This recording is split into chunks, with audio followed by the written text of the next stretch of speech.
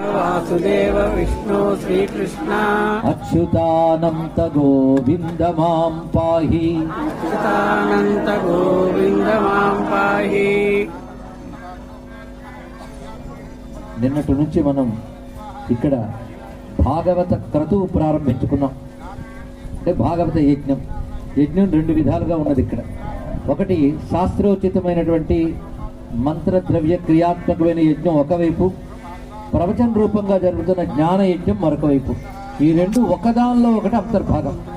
మొత్తంగా వాసుదేవ విష్ణు శ్రీకృష్ణ అచ్యుతానంత గోవింద మాం పాహి. అచ్యుతానంత గోవింద మాం పాహి. నిన్నటి నుంచి మనం ఇక్కడ భాగవత క్రతువు ప్రారంభించుకున్నాం. అంటే భాగవత యజ్ఞం. యజ్ఞం రెండు విధాలుగా ఉన్నది ఇక్కడ.